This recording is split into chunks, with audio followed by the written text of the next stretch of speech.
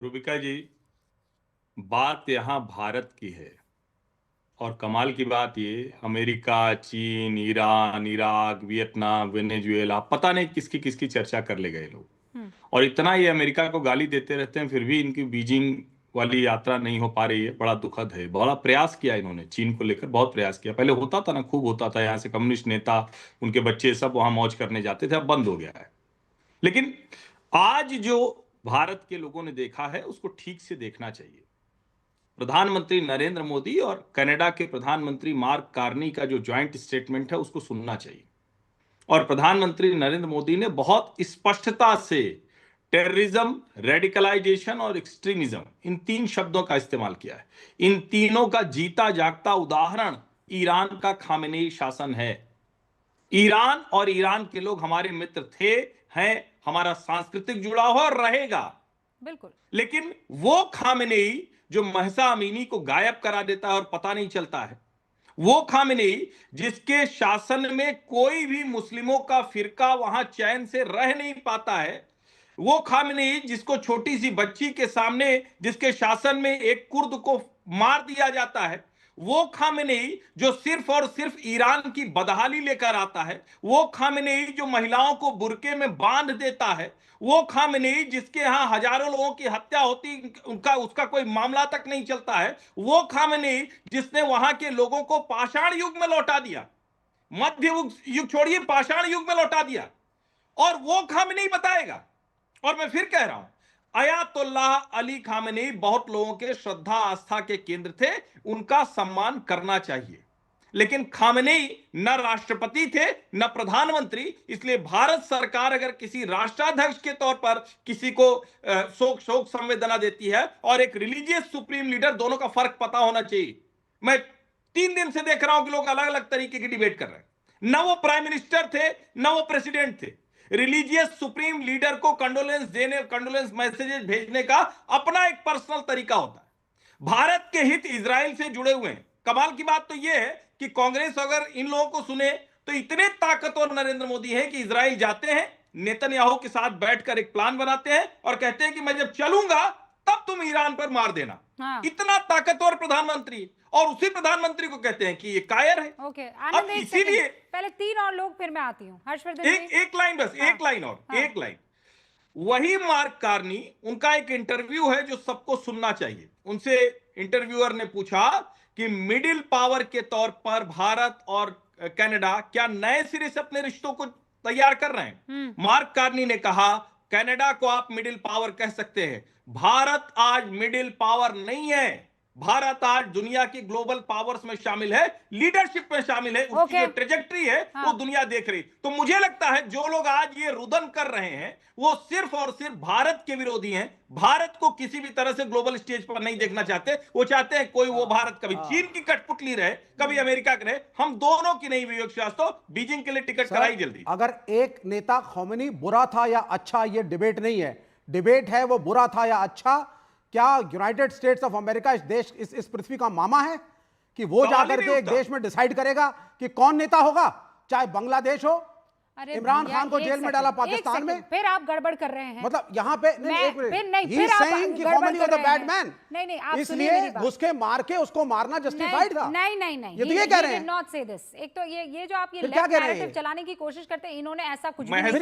आपको याद नहीं है क्या? आप क्यों कह रहे हैं खैमनी अच्छा था बुरा? महसा अमीनी याद है? नहीं, उन्होंने अभी सुना नहीं। वो ये कह रहे हैं, वो कह रहे हैं साहब कि वो उस पोजीशन पर हैं कि एक देश को इस तरीके का एक कंडोलेंस पेश करना चाहिए। तो फिर जब शाज़िया इल्मी, इसका जवाब दीजिए।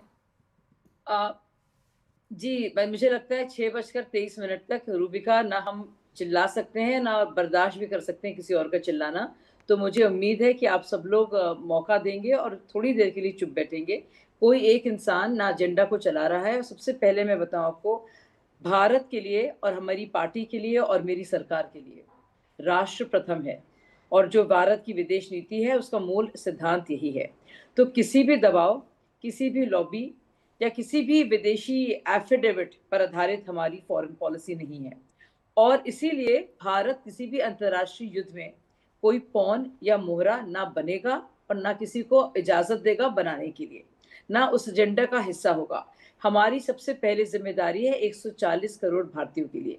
इतने मसले हैं, आप देखिए, चाहे ऊर्जा हो, सुरक्षा हो, प्रवासियों की निकासी हो, समुद्री रास्ते हो, ये प्राथमिकताएं हैं। अगर विवेक जी और आपकी जिन पार्टियों को आप समर्थन करते हैं, अगर जरा से भी भारत की फिक्र होती तो आप इसकी बात करते।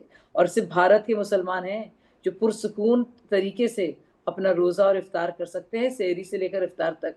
बाकी मुसलमान देशों की बात कीजिए और देखिए कि कितना फर्क है, कितने ज्यादा सुकून है और अमन है भारतीय मुसलमानों के लिए।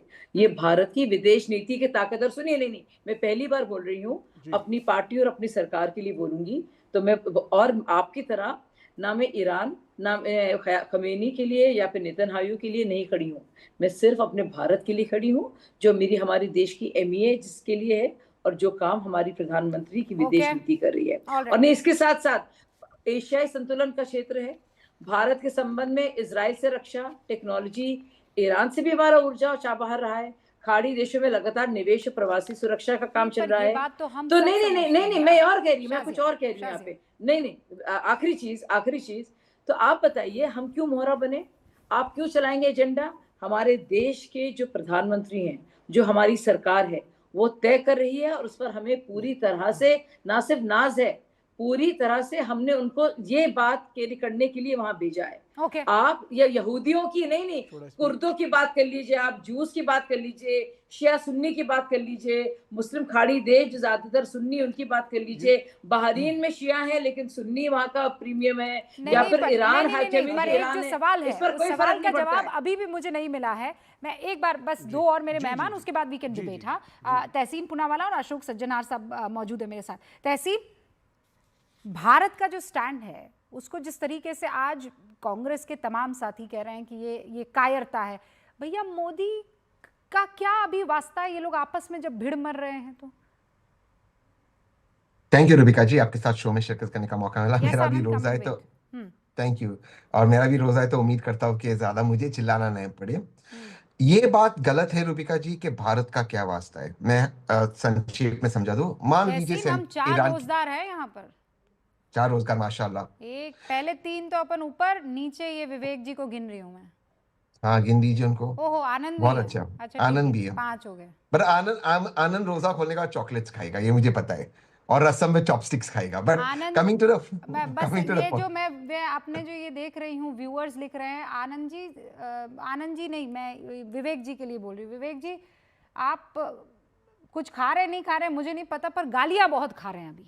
वो उसमें हाँ, मैं बता रही हूँ, वो व्यूअर्स जो लिख रहे हैं, एक के बाद एक, कुछ खाए ना खाए, वो गालियां बहुत बड़ी सारी आ रही हैं। हाँ तहसीन जी। रुबिका जी देखिए, ईरान में अगर एक ऐसी हुकूमत आती है जो भारत के विरोध हो, जो भारत के फ्रेंडली ना हो, तो मुझे प्लीज बता दीजिए हम सेंट्रल एशिया, अफगानिस्तान और रशिया को कैसे एक्सेस करेंगे? पाकिस्तान का तो स्पेस है नहीं हमारे पास।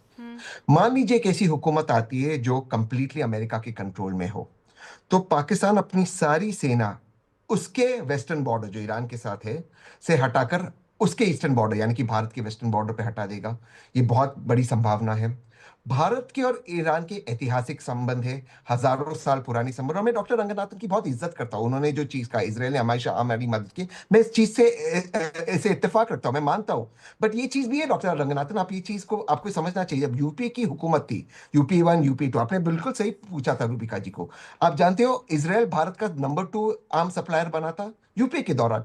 ये नहीं है कि कांग्रेस या बीजेपी वो सिर्फ अपने पॉलिटिकल फायदा देते, हर पॉलिटिकल पार्टी देश हित में काम करती है, हर पॉलिटिकल पार्टी पॉलिटिकल मुद्दे उठाती है, और पॉलिटिकल डिफरेंसेस होना चाहिए। हम ईरान नहीं है, हम इराक नहीं है, हम लिबिया नहीं है, हम एक लोकतांत्रिक मुल्क है, तो होना चाहिए। जब यूपीए को न्यूक्लियर डील मिला, 1, 2, 3 एग्रीमेंट मिला, हम एनएसजी के सिग्नेटरी ने, ये भाजपा वाले पैसे ले आए थे पार्लियामेंट के अंदर, इस तरह से उन्होंने पार्लियामेंट की बेइज्जती की, लेकिन किसी ने उनको नहीं कहा आप देश हित में नहीं काम कर रहे। उनका एक पॉइंट ऑफ व्यू था, तब पंकज जी लिखते थे, उनका एक पॉइंट ऑफ व्यू था, तो अलग अलग पॉइंट ऑफ व्यू हो सकते हैं। एक, हमें इसको सेलिब्रेट करना चाहिए। दूसरी चीज, जहां तक सवाल है आयतुल्लाह का, देखिए भारत के जो एक, मैं शिया पॉपुलेशन को भी छोड़ दूं क्योंकि मैं खुद शिया हूं, मैं उसको भी छोड़ दूं, मैं एक अलग विषय कहना चाह रहा हूं। जब भी भारत को किसी रिलीजियस पॉलिटिकल कॉन्टेक्स्ट में मदद चाहिए थी, भारत ने हमेशा आयतुल्लाह को रीच आउट किया और ईरान की हुकूमत को रीच आउट किया। मैं इसके 2 उदाहरण दे देता हूं।